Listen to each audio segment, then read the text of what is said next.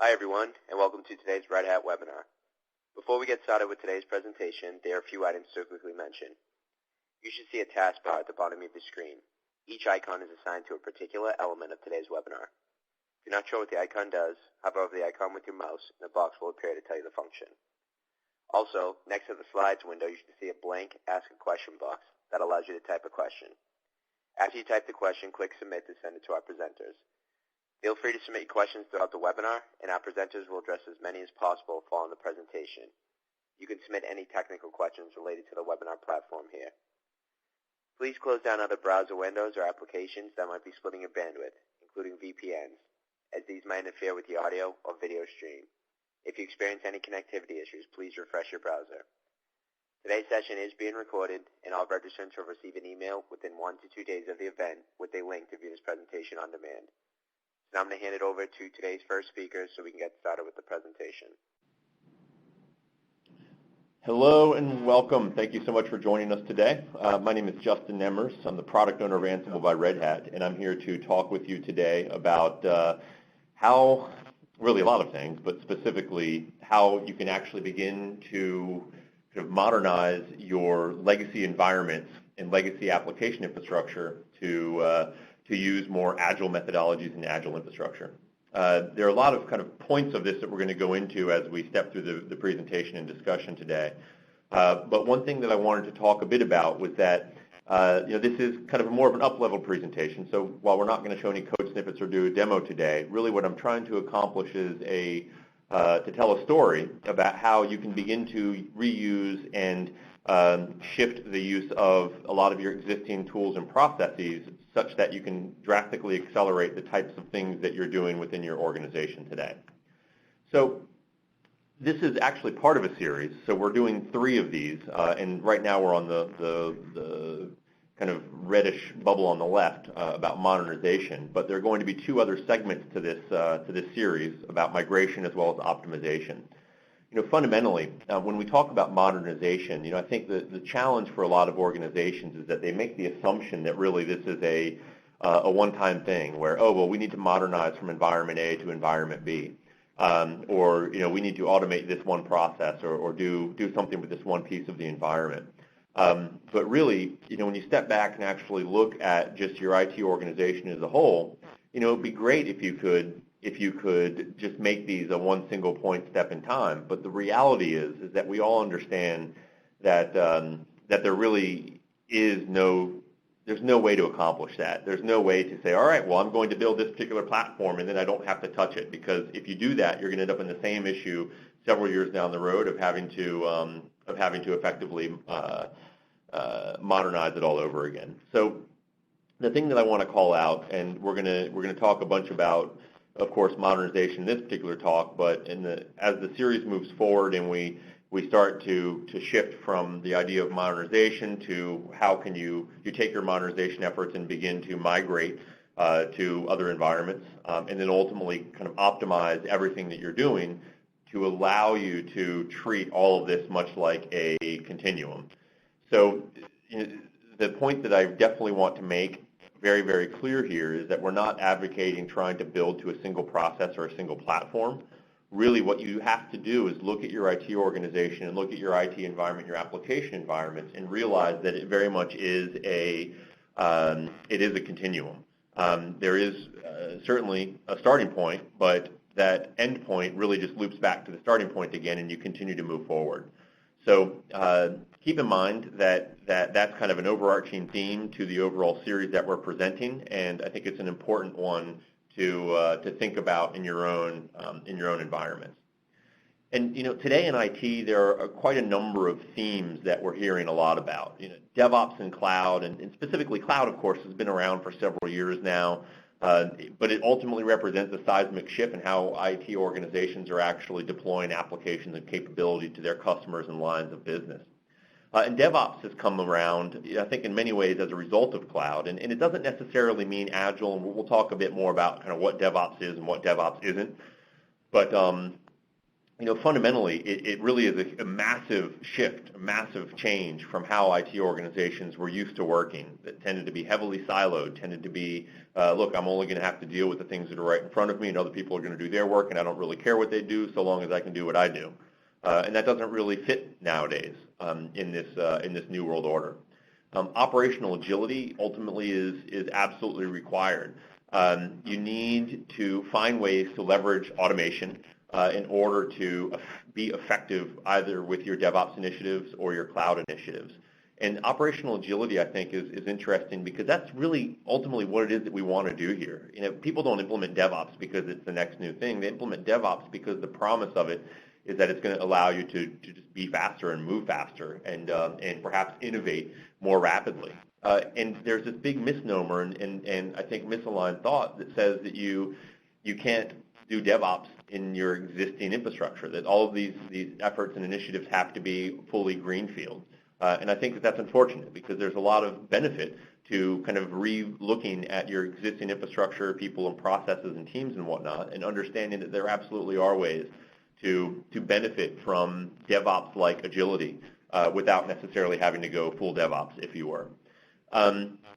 The other aspect of, the other theme is that more so and more so, in looking for ways to actually inject a little bit of agility into your organization and processes, we also need to find ways to really define an application once and then give you the flexibility as the IT leadership to determine where that workload actually runs.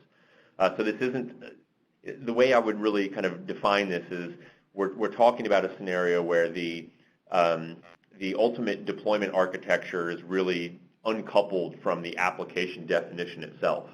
This allows you now to begin to be much more portable in your application descriptions, such that today you might be deploying into VMware, but next week you want to migrate it somewhere else. And that's a big piece of what we're going to talk about in the next session of this series in November. But it's an important piece, again, to keep in mind as we start to talk about how you modernize your existing environments and really modernize your existing processes to allow you to ultimately be able to pick up and lift and shift or redeploy these applications and environments in other locations. So let's talk a bit more about DevOps. I think that it's really easy to look up the Wikipedia definition or other kind of textbook definitions of DevOps, but beyond all of the points that I have here, there are some things that it's not. It doesn't necessarily require you to be agile. There are a lot of folks that I think say that, well, because we're a waterfall methodology, or maybe we don't really have a defined software development methodology or application development methodology, we're just kind of plodding along doing things like we do them. That, if it's working for you, might very well be okay. If you want to go DevOps and you want to kind of gain that agility, you don't necessarily have to be agile anything. You can do all of the same things you do today, but with a heavy dose of automation, both share that knowledge of how these things are done across a larger wave of the organization, but also just gain better understanding of where some of your broken processes are, so that they're more visible and that you can fix them. And that, I think, when you start to look at the process or really the continuum of how you begin to modernize your existing environment, ends up being really, really important. That you can do this with your existing technology, you can do this in many cases with your existing people and environments, and it doesn't mean that you have to find a ton of new capital budget in order to buy a bunch of new gear or new cloud instances and kind of retool everything that you're already doing. We maintain, or I certainly maintain, and I've seen a number of organizations, large and small, that have been successful with this type of modernization effort. So, the big question ultimately is, like, why are people not actually able to go full DevOps, if you were, in traditional environments? And the reality is, well, because it actually is kind of hard. It's not impossible, certainly, but there are a lot of impediments to in traditional IT environments that kind of prevents that movement, and we're going to talk about a bunch of them. The first is that the traditional IT environments are typically very, very entrenched. These are individuals on the teams that are used to doing things the way they've always done them, and they don't like to be pushed in different directions that are perhaps a bit uncomfortable. They don't necessarily want to look at what new technologies could potentially do, because as far as they're concerned, anything new is just going to prevent them from effectively managing anything old. And that creates, I think, a number of interesting problems within traditional IT environments that often ends up trapping us and keeping us in kind of the same posture, which admittedly is often no first, right? When your line of business comes to you and says, hey, we really want to use or look at this new technology, typically as the IT ops teams, when we begin to look at that, our initial response is almost always, well, no, because we don't have an easy way to operationalize that. The second thing is that you do have this large existing infrastructure, and that's part of the entrenchment, but everything that you've done, the people, the processes, the teams, the technologies you've selected, all of the custom integrations you've built, all of these things feel like weights around your neck and feel like things that are holding you back from being able to look at the next big thing. And I'll draw the comparison between the traditional petrol or diesel-powered automobile and an electric car, like a Tesla, right? The infrastructure to refuel a typical gasoline-powered automobile is significant and global. The infrastructure to rapidly refuel a Tesla Model S is much less. So there is this kind of common theme that when you have all this large existing stuff, you have to kind of abandon it. You have to look towards the next big thing, and you have to shove it all off to the side. And we maintain that certainly that doesn't have to be the case, especially when it comes to modernization. You need to learn, and you need to be able to co-opt and reuse existing plants, existing things, existing capabilities, technologies, and teams in order to be successful with these efforts. The other reality is reuse is hard. And you only need to look at some of the processes that you've probably implemented in the past within your IT organization to understand that it's often not broken up into components that make it very easy to do the same thing over and over and over again. You have a lot of manual processes. You have a lot of custom integrations and corner case implementations that are very bespoke, and it is extraordinarily hard to pick those up and actually leverage them or use them elsewhere. And part of the side effect of that, of course, is that you end up in this scenario where every time someone makes a new request, you feel like you have to start all the way over. You don't have the easy ability to reuse even some of the same processes that you have today with that new technology. And we'll talk a bit about that, but a good analogy to this is look at the processes that you would use for, let's say, a cloud-based environment with the processes, or compare and contrast those with the processes that you would use to deploy and manage a containerized environment. Ideally, a lot of those, we would argue, could very well be the same. But if you had processes and technologies that were selected to be extraordinarily specific to, let's say, just VMware virtualization, then it actually could be really, really hard to reuse those types of processes in a way that would allow you to easily ingest and deploy containers into your environment, or software-defined networking, or perhaps software-defined storage, which many of you are probably already doing. So it doesn't take a lot of effort and a lot of thought to look at even not just the technologies that you're grappling with today, but that's just today. You know what? There's something entirely new that's going to blow our minds coming down the pipe here that we don't know what it is. Maybe it's the next big thing after containers. It's the next big thing after software-defined networking. But the point is that you need to start looking at all of these various components within your organization really as repeatable units that you can use when you need to and not use when you don't, and ultimately automate as much as possible to make it repeatable and therefore reusable across these environments. The other big challenge here is that we're all extraordinarily busy. It's the constant firefight. The funny thing about IT is that the adage, at least that I always felt as a sysadmin, was that, man, I would love to be able to fix this environment or fix this thing. But the reality is that I was so busy doing these other things that I never got to the point where I could easily do that. And that firefighting, I think, is really indicative of what it is like to be in IT these days. You spend so much time just kind of dealing with the daily flow of requests and demands that you have no time to automate. You have no time to really step back and try to fix some of the larger issues. within the organization. And one of the things that we certainly say from Ansible's perspective, I know this isn't necessarily a talk on Ansible. I mean, given who I am and my background, I'm going to talk about a bunch about Ansible, but really, if you step back and just call that automation in general, often automation is really devised for the people who don't have time for automation. If you say that you don't have time to investigate or look at automation, you're exactly who it's for. And the reason is we're all just insanely busy, and we need to find ways to break out of that cycle. The other big challenge is that it's team spanning.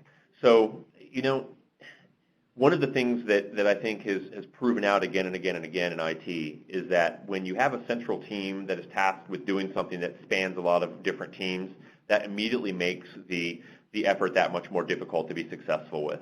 And I can use automation as a really good example there. I mean, you're sitting there, you're a database admin, you're a networking admin, you're a Linux admin or Windows admin. If some other team comes up to you that isn't living your life and that isn't in front of the keyboard with you, that isn't making the same decisions you have to do on a daily and minute-by-minute basis, if they show up at your desk and say, hey, my name's Joe and I'm here to automate what it is that you do, what's your immediate reaction going to be? Well, it's not going to be good, right?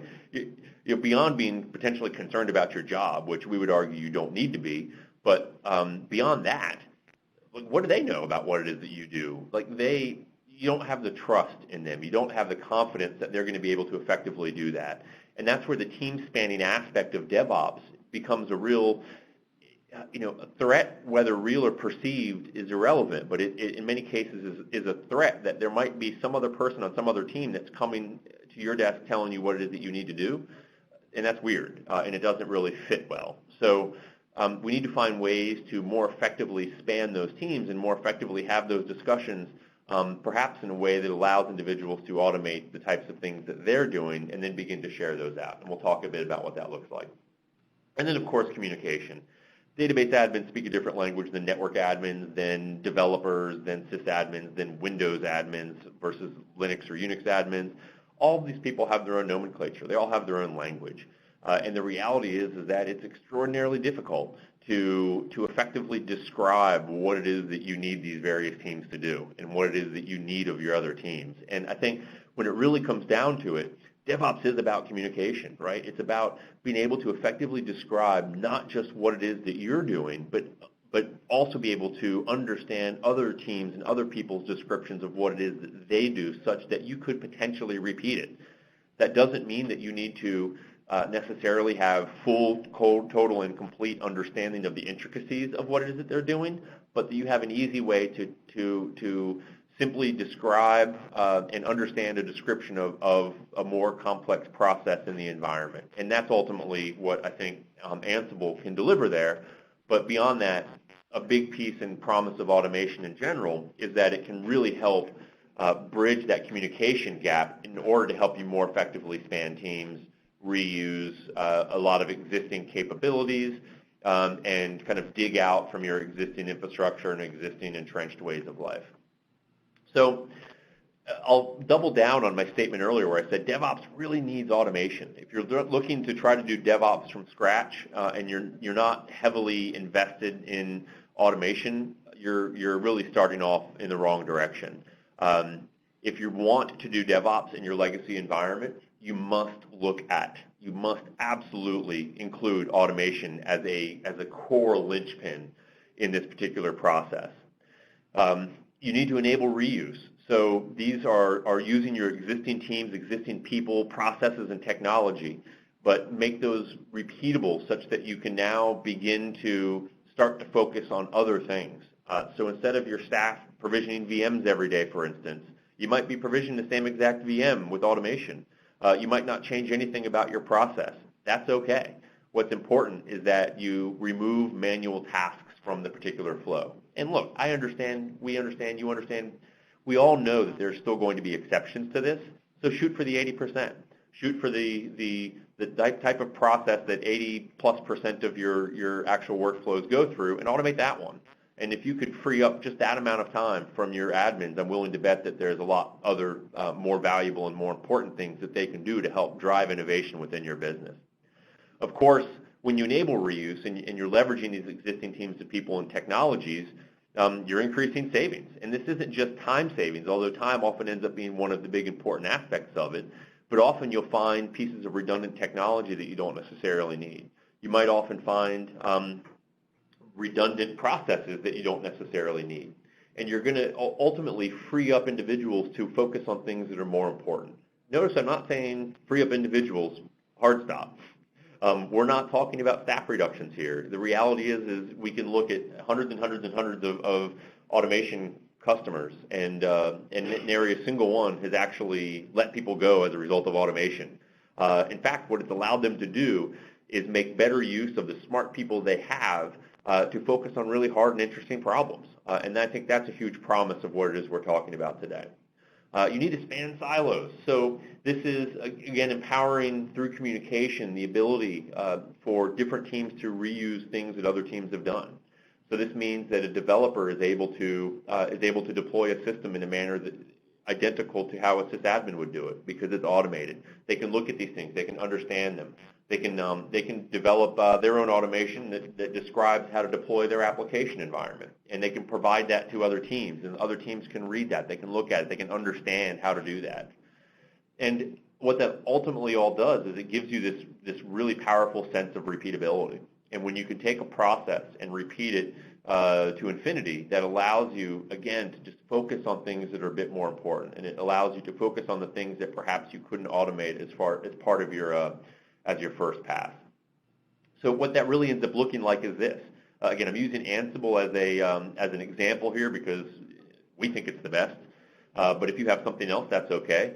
Fundamentally, you're looking for a technology and a capability that allows all of these different teams to easily communicate with one another in such a way that they can all replicate very easily what it is the other teams are doing, but also in a way that ensures that the people who own that automation are the ones that are ultimately in control of what it automates.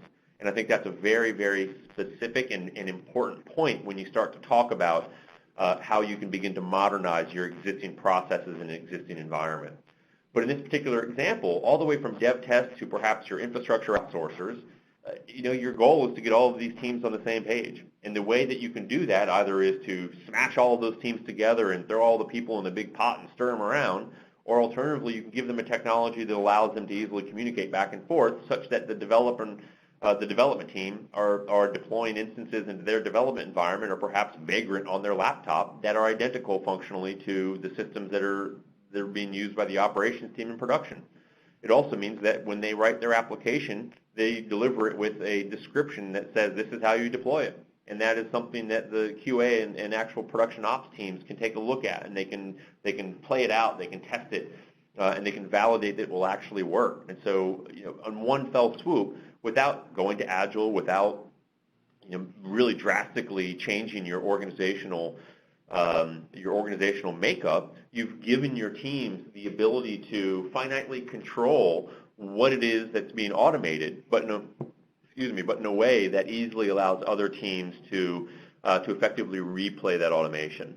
And really what that means is that now you have a scenario, because IT, it really is, it's all about control, as I said earlier. It's about you being able to automate what it is that you do and then share the knowledge you have about your environment with other people. That doesn't mean that other people are going to be able to immediately replace you. That doesn't mean that other people are going to be able to mitigate your existence. What it means is that they're going to be able to help themselves, and then they're not going to have to come bother you, and you can focus on the really interesting problem. Like, let's figure out why this one particular server keeps rebooting. Why is it getting weird kernel faults? Why is this other random Windows server, why does this one application always die on it but not others? Why does this particular switch port start to drop traffic when it hits 80% utilization? Those are all really interesting problems to solve that will provide real business value. Deploying a VM or easily deploying an application aren't things that immediately provide a significant amount of business value. And so when you find an opportunity in a way to really bring all of these folks onto the same page, you suddenly have this scenario where you can actually begin to kind of automate away a lot of those steps. So let's talk about what some of those steps are. Today, in most kind of highly manual processes, let's just look at the infrastructure for a moment. Let's look at something that's really understood and well known and well deployed throughout your environment. And that's the concept of a server. Whether it's a physical server, whether it's a virtual machine, whether it's a cloud server, it doesn't particularly matter. The reality is that in most cases, you probably have multiple touches by one or more people in order to get this thing to the point where it can actually service traffic from a line of business or an end customer. And even to the point where you might have some parts of that mostly automated, you still have these handoffs and you still have these other aspects that have to be taken into account and that probably change very frequently. Every time that the information assurance people come back and say, oh, well, you know what, there's a new gold image or there's a new gold disk or a new set of patches that you have to apply or a new security scan that you have to do. What you're likely seeing is effectively a retooling of the process where you have to drastically alter the piece that comes on the front end in order to send the right stuff out the back end. And what you end up with then is this kind of broken process that means it's very, very hard to take a deployed application that perhaps you pushed into production 2 months ago and make that same application look very similar to a brand new version of it that you want to push into production today. The bigger that delta is, the harder it's going to be to actually bring it all up to the same spec. And so what that means now is that you kind of have this patchwork environment where you've got some old stuff, you've got some new stuff, and it might have all been mostly deployed via the same processes, but because you're lacking a lot of the automation in between, you can deploy a gold disk or you can deploy a VM template, and then you rev that template. You don't have an easy way to go back and make sure that forget the application, you don't have an easy way to make sure that the actual OS has the right thing on it and looks right. But once you inject the actual app delivery team, my God, it becomes even more challenging and more difficult to effectively keep track of. So this is why I advocate, and we've seen many organizations that have been successful with this. This is why I actually advocate starting your modernization efforts with the actual OS layer itself. There are a couple of reasons why we want to do this. You already have a lot of tools in your environment that you can easily stitch together to do this. It's well understood, so you know the types of things that you can and can't do on the operating system layer. You likely only have a nominal bit of repeatability, where you might be able to kickstart or deploy a fresh instance really easily, but marching that sucker through its life cycle, especially as it relates to the application that's deployed on it, is quite a bit more difficult. And a piece of that reason is because you don't have an easy way necessarily to deploy and test your application onto a new flavor of your operating platform in a manner that allows you to know that it's actually going to work in a production environment. And again, automation and understanding what all of that looks like is critically important to making that happen, right? The other advantage of doing it like this is it actually allows you to get real version control on your actual operating environment. And I've had just more conversations than I can ever possibly remember. But one of them that jumps out most cleanly is one that I had with a U.S. government customer. He said, you know, Justin, the problem that we have is we ultimately are juggling 12 or 13 different baselines. And we're not doing it on purpose. We're doing it because we've got all these different enclaves and all of these different networks that they're supposed to all look the same, and I'm supposed to have the same baseline and the same deployment in each one of these, but we have no way. We've got no way to make sure that they're actually all the same. So ultimately what I'm tracking are 12 different versions of the same exact thing across all of these environments. And that's a pain. I mean, it's extraordinarily expensive. It's extraordinarily complex. So the biggest thing that they were able to attain and achieve when they began to look at actually automating the process by which they went through to create these deployments is that when that process itself became portable, in this case because they selected Ansible, it gave them the ability now to easily deploy and utilize those same processes across all of these environments, and suddenly now maybe they have 3 baselines that they're tracking, and each of those baselines is firmly and completely and totally described as code from end to end. So what they ended up with now is a scenario where they could easily say, you know what, from the low side environment here to the high side and everything in between, I know that all of these systems actually are deployed identically. And I know that when I roll a new build or update an existing environment on my low side, once I know that it works on the low side and once I have that down, then I know that I can replay it in the high side and any one of these other environments. Same thing goes for lower environments or higher environments. This is your development, your test, your QA versus your production. Same exact processes end up coming into play, and the same exact approach ends up coming into play. So, the way we would typically do this with at least our technology stack, and for what it's worth, I do see some great questions in there. Please continue to roll these in. We are going to have time for question and answer as we progress through the discussion today, and I do want to have the opportunity to answer those. But when you begin to look at the type of technologies that you've got in your environment, you've got a lot of things that your development team are likely already using, whether it's because they're integrated into your production app deployment or not, but they've got some type of CI/CD system. They've probably got a source control system, whether it's Git or Subversion or Mercurial or whatever. They have those mechanisms in place already, and you can easily piggyback off of those and begin to plumb those into a workflow that involves Ansible and Ansible Tower that now gives you the ability to begin to do the same iterative deployment into any one of the environments that you're potentially looking at. And of course, this is really the launching point of when we're going to have our next discussion talking about how you begin to migrate your applications from one environment to another. But for today's purposes, what we're talking about here is just whatever environment you happen to be running these things in already, let's find a way to stitch together a lot of the tooling that you likely already have and give you the ability to begin to look at your operating system layer from the same pane of glass or the same view across all the particular environments that you're actually deploying into. So when you begin to do this, now you have this scenario where in using Ansible in this case, you have a scenario where all of the various steps of the process are actually automated.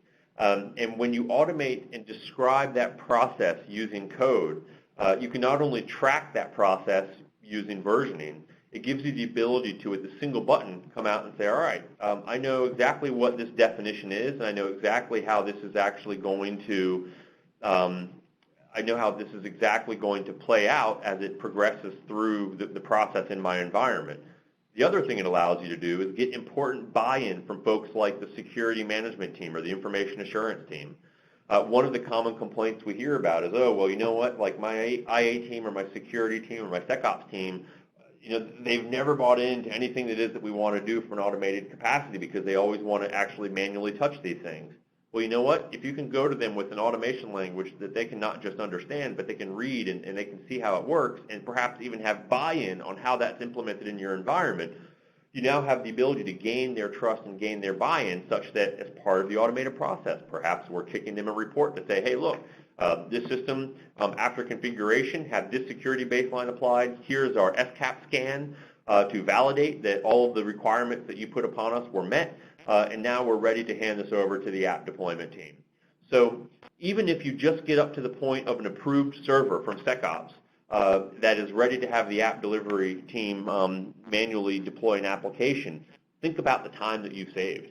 And we're not even talking self-service yet, although I would argue that the second you have all of the steps between creation and provisioning and patching and configuring and baselining, once you have all of those pieces automated, wow, it becomes really easy to actually step back and begin to implement some self-service. And the beauty of it is that it's the admin team that owns this process that is ultimately in control of that self-service. And for those of you out there that have looked at implementing self-service using a cloud manager or perhaps Tower to do some more nominal simple self-service, the reality is that the biggest burden you're likely to encounter are that the folks doing the automation in the self-service portal are not you. It's not the team that actually owns the asset. And Ansible at least changes that equation and allows you to define that process for yourself, allows you to automate as much of that process as you see, and then you do the DevOpsy thing. Because the DevOpsy thing is to make that process available to other folks such that they can repeat it. And they can use it in their own environment. So you know that when a development instance is deployed into a development environment, that it's actually gone through all of these same processes, except it's deployed somewhere else. Then the other thing that ends up happening out of all of this is as you create new versions of your baseline, you have a very easy way to take those new versions of the baseline and apply them to existing systems in the actual server pool. And you can also apply those in a way that perhaps takes into account the things that the app delivery team are ultimately doing. And I'll use a good example of that. It is a security baseline. We all know that if you followed every letter of every security baseline, your applications probably wouldn't work. So it's very important to find ways to look at these systems from a more application-centric perspective. And so even if you've automated that whole entire process, you have the scenario where when you introduce new changes to your overall baseline or new updates to your process, the overall thing that's deployed ultimately is still trusted and it's still understood. And then the other thing I would like to call out on this when we talk about modernization, if you notice, you could cover up all of those little machines or servers or virtual machines that we've drawn on this slide, and you could replace those with container. You could replace those with physical server. You could replace those with cloud server. Heck, you could probably even replace them with a SaaS application. I mean, ultimately, notice that the platform, when you've automated the process and when you've actually looked at how it is that you go through and what are the steps that are necessary to go through in order to deploy something, when you've automated that component, it really doesn't matter what it is you're deploying. And that's what we like to call, at Red Hat Management at least, kind of chasing the process and really building to the process, not the platform. Because if you said that this version of Windows Server is our, it's 2016 R1, this is our server. This is the one that we deploy to. Well, what happens when R2 comes out? If you say that it's Red Hat Enterprise Linux 7.1, that's our baseline. Well, what happens when Red Hat Enterprise Linux 8 comes out? And that's part of the challenge that you end up when you actually look to the platform that you're trying to build versus the process that you go through in order to build that platform. And that's really what we're saying, that in order to modernize your existing infrastructure and in order to treat your existing infrastructure more like DevOps, ironically, you need to be less concerned about the actual platform that you're deploying and more concerned about automating the process that you go through in order to deploy that platform. Because once you have that process defined, when your development team comes to you and says, hey, production ops friends, we want to do this but in a container. Well, okay, you know what? You don't have to respond to them and say no now. You can respond to them and say, cool, we can do that. Like, just give us a little bit of time to figure out what the container deployment infrastructure looks like, or the container hosting infrastructure.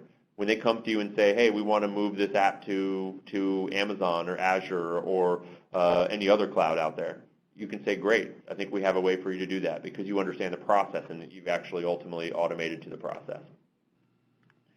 Okay, so there are a couple of things that you get out of it when you begin to look at this. And again, the reason I picked on the operating system environment first is because, that's usually the target audience that we're speaking with, but it becomes a lot easier to kind of expand the scope of this to other teams. And we've seen a pretty good trajectory and a pretty good track record of when sysadmin teams begin to use something like Ansible, it becomes pretty easy for introducing that technology and that capability to other teams such as development, networking, and so forth. And then conversely, many of you might be here today because your development team, for instance, is already using Ansible and you want to find out how can you leverage this tool in order to more effectively manage and deal with your environment. Ultimately, it doesn't matter how you got here. The reality is that when you begin to look at how you can inject a lot of this agility in terms of your automated processes into your infrastructure, there are a significant number of benefits that you see almost immediately. For starters, you very quickly reduce time to delivery. Again, it's not expensive sysadmins pressing buttons to deploy VMs. It's expensive sysadmins figuring out how to better automate the process.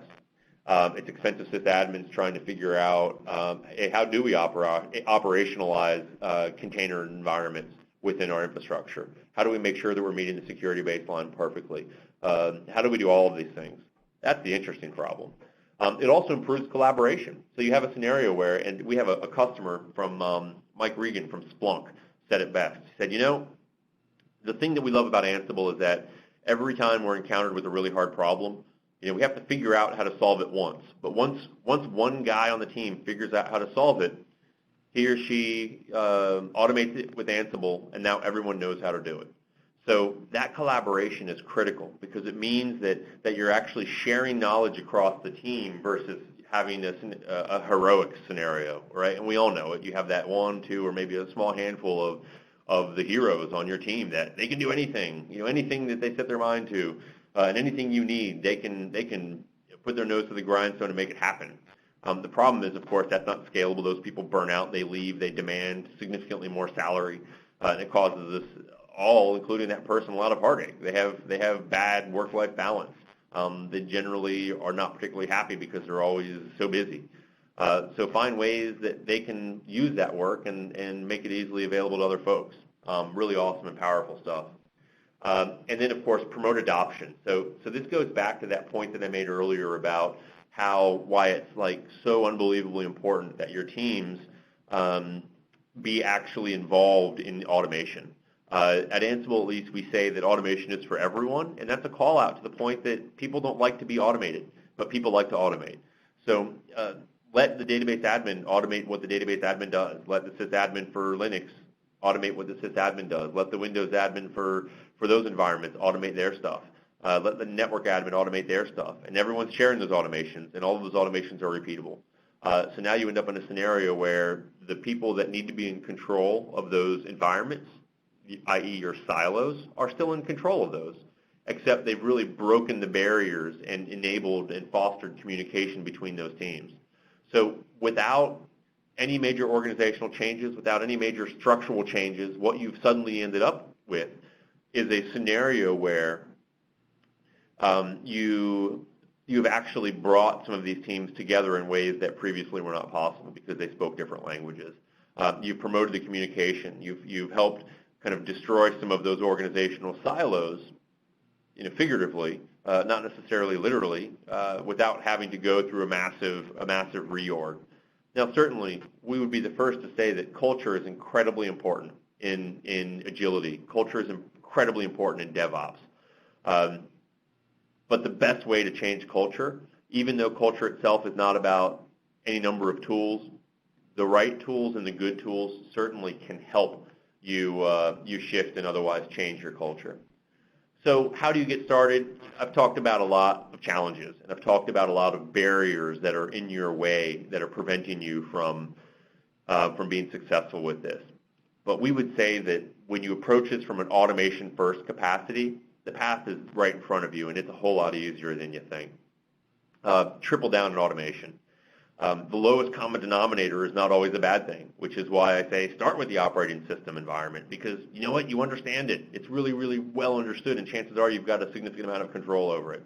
So why not start with that? You've already got patching mechanisms in there. You've already got other tools in there that help you do this thing. Automate those things.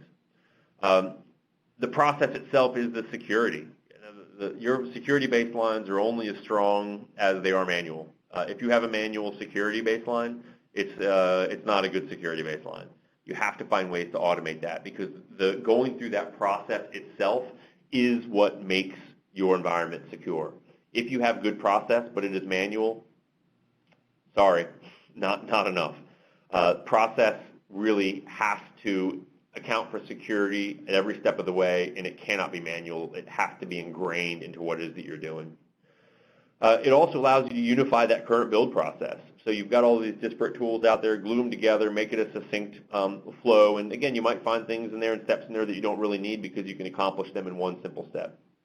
And then you could, after having all that automated, very well enable the auto application of updates. I mean, this is one thing when we talk about like patch cycles. Oh, well, we got patch Tuesday. We only implement patches on Tuesday because we never know if it's going to break. But wouldn't it be great if you could actually do that and really do it anytime? Maybe do those updates in a rolling manner. Maybe do those updates in a way that takes into account a significant level of application testing to make sure that your app doesn't break as part of that update. It just totally changes the way you've been approaching things on its head. It allows you to have patch day every day. It allows you to understand from a testing perspective what really will happen in these environments. It allows you to test things ahead of the curve. And you ultimately could get to the point where every time you check in a new playbook into development, it could go, or maybe a testing environment, you could automatically step through all of the processes that you needed in a CI/CD flow that would ultimately result in your running production environment having that playbook applied to it in whatever manner necessary. And so you have the scenario where, again, not necessarily even talking or working very closely with the development teams and the application teams. You might have a scenario where you could legitimately build an environment that is no longer patchwork. And you're not even really building it. You're just changing the existing one that you have and making it look the way you originally intended and desired it to look. And that's ultimately how you get started. And that's how you begin to modernize your existing or legacy. And legacy, and I should have said this earlier, in my mind is not a four-letter word. I mean, we'll talk to a bank and they'll say, well, our 35-year-old banking application that's running in a mainframe that accounts for 80% of our revenue is not legacy. Legacy is not a bad thing. Like, I know a lot of customers that are deploying legacy stuff, and they're deploying it now. It just means that it's using different technologies and different really processes than what you would probably want to use if you were to start over from scratch today. That's all it means. It's not a bad word. So this is the way to get started, and you get a lot of benefits from it very, very quickly. So before we step into the Q&A, I do want to make a quick call out for the other pieces of this, or the other components of this series. So today, of course, from legacy to DevOps, modernizing your infrastructure. The next up is transitioning to cloud. So how can you actually then start to pick up and migrate these applications and infrastructure into cloud environments or other virtual environments? Doesn't really matter. That one's coming up on 17 November. Next one on 7 December is really the kind of capstone where we're going to take what we've learned out of this discussion and the one in November about migration, and we're gonna model everything, and we're gonna deploy it continuously. Which, for what it's worth, we call it optimization. Really, it's DevOps. But of course, as I said earlier, it's continuum. We don't want you to stop there. We want you to really ingrain this as a practice within your IT organization, and ultimately, that's what's going to help you be successful. So thank you very much. It looks like we have a fair number of questions here. So let's take a look here. So first question: when are we going to see Ansible integrated with Satellite? Great question. So clearly, Red Hat Satellite, for those individuals that aren't familiar, is the mechanism that the Red Hat Management Suite uses to consistently and securely deliver Red Hat software into your environment. To date, it uses another configuration management language, but we have made an announcement as of Red Hat Summit in, July of this past summer, that we're going to be integrating Ansible into that. That is planned for, I believe, the next major release of Satellite. Candidly, I don't know exactly when that is going to be, but one thing that I would like to point out, and we've got a number of demos that show this, that it effectively already works. So we have a subscription manager module as part of Ansible that allows you to goose the subscriptions of an instance within Satellite. Satellite itself can make web calls or webhooks, RESTful API calls out to other platforms. So it's very easy to say, hey, deploy this server or deploy this RHEL instance Satellite server, and then when you're done, call Tower to finish that provisioning in a orchestrated and potentially multi-platform kind of way. The other thing that we do today is we have the ability to ingest inventory from your Satellite server. So with Tower, you can reach out to your Satellite environment and say, hey, tell me about all of the systems you know about, and then we can easily pull those in and automate across them, again, in an orchestrated multi-tier manner. And potentially integrate that inventory with inventories from other systems. So you want to understand that I'm capturing 100% of my inventory on, let's say, a security remediation. Well, you pull in the inventory from Satellite, you pull in the inventory from VMware, you pull in the inventory from Amazon or Azure. All of those together, you can run the same playbooks across all of those. So even though Ansible is not yet included as part of Satellite, that is certainly happening for system configuration needs. There's still a pretty big play and a pretty big important aspect for Tower in that, because you're going to want to do some multi-tier activity, and you're going to need to do some multi-tier activity as part of that, and that's ultimately where we come in. Okay, another question from asking about, is there a way to migrate code from other config management tools like Puppet to Ansible? Not necessarily directly, but what we would say is that keep in mind Puppet Puppet's a great configuration management tool. Ansible actually is an orchestration tool, so that can also do configuration management. And the reason that's important is because if you think about even just what a single system looks like for you, there's a very specified or really specific set of processes that you need to go through in order to deploy that system. Whether or not it is tied up with other pieces of the environment, for instance, like your database server needs to be up before you deploy your middleware server, which also then needs to be up before your load balancer. Beyond that, orchestration becomes really, really important because it's not just about deploying configurations, it's about deploying those configurations in a very precise order and making sure that order is repeatable across any environment that you step into. So what we would say ultimately is that if you have a bunch of IP built into another configuration management tool, that's fantastic. You can likely use Ansible to glue that together and orchestrate the deployment of those configurations in a manner that such that it will meet your needs. The second piece of that is that I think you'll find that the overall shift, if you were to decide to re-implement that configuration management IP in Ansible, is relatively straightforward. We've seen a number of fairly sizable organizations be able to accomplish that in pretty quick order. So although it is a bit of a different way to think about it, because you can immediately involve a great larger number of people thanks to Ansible's simplicity, and just human readable nature. You don't need developers to write Ansible. I think that you're going to find that that's going to be a pretty quick process. But in the meantime, no problem running those things in parallel. In fact, we even ship with an Ansible Puppet module that allows you to control the Puppet agent and perhaps install and deploy that Puppet agent onto systems as you create and deploy them. We've got another question actually on Ansible Container. So specifically, Alan asks, I recently read up on Ansible Container. How useful is this for microservices? I would say very useful. I mean, ultimately, the promise of microservices is similar to the promise of SOA from a number of years ago, in that you were able to break a lot of these applications and services into the smallest layer possible and then begin to glue all of those together. A big piece of that is when you have microservices, even a moderately complex application is comprised potentially of dozens and dozens and dozens of these microservices. And so if you're deploying all of those separately, the reality is you have to have automation because there's no way you're ever going to keep up with the dependencies. There's no way you're ever going to keep up with the changes that are going to be necessary without significant level of with automation. And that's a big piece of what Ansible Container will do for you. If you're looking at deploying microservices as part of a containerized infrastructure, which most people would kind of make those, they don't necessarily have to be synonymous, but certainly they frequently are. Ansible Container and Ansible and the process that you go through in order to manage this certainly are very useful when you begin to look at those types of environments. So Carl asks, automation is clearly vital here, but what is our approach to QAing the actual automation scripts and the change management around them?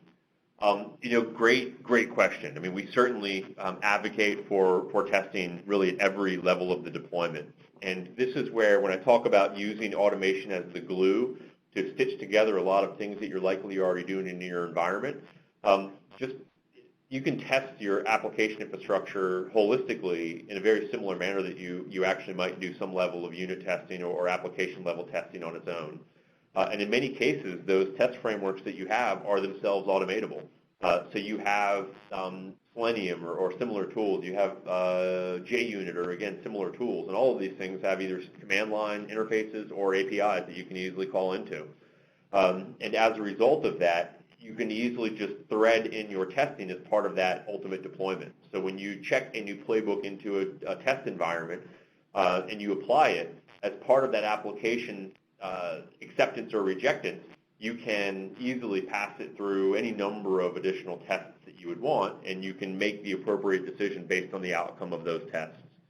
And the other aspect of this, of course, is that we would advocate for similar methodologies around your change management process, similar to what your development teams likely already do. So use pull requests as part of that change management process. So you have peer reviews of the playbooks that are going into the flow and into the process. make sure that there is no one person that is able to perhaps blow up the whole entire process. So when you get the plus ones on commits, and then that commit is actually tested when it's committed in automatically, those are all things that you can do that your applications teams are likely already doing, but things that you can certainly do on the infrastructure and the operating system level as well. All right, quick sip of water. Keep these questions rolling in. They look great. We've got about 4 minutes remaining, so I'm going to try to get to a couple of more after a sip of water here.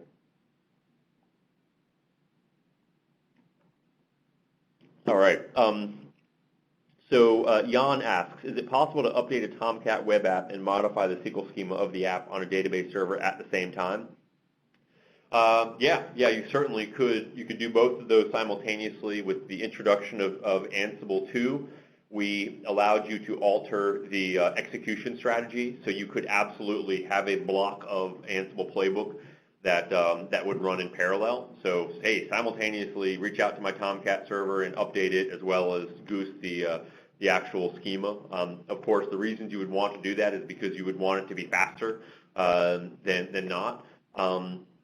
When you talk about doing rolling updates of apps, there are a number of things that Ansible can do that will help make those easy. And I know this has suddenly turned into an Ansible discussion, which is great. I'm always happy to do those. But there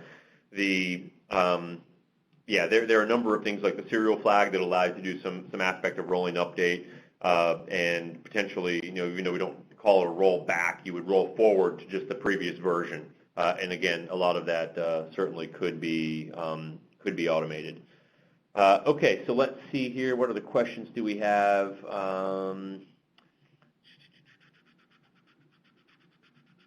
Okay, Daniel asks, would you consider a tool like Ansible as a configuration management system or an automation system? How does this automation tool work for configuration management, or would you recommend a different config management like Puppet? Again, great question. Ansible can do all of that, so Ansible certainly can be a configuration manager. If you do not have an existing configuration management tool, or alternatively, you've got perhaps one of the ones that is much more traditional, such as like a Blade Logic or an HPSA or an Opsware or something.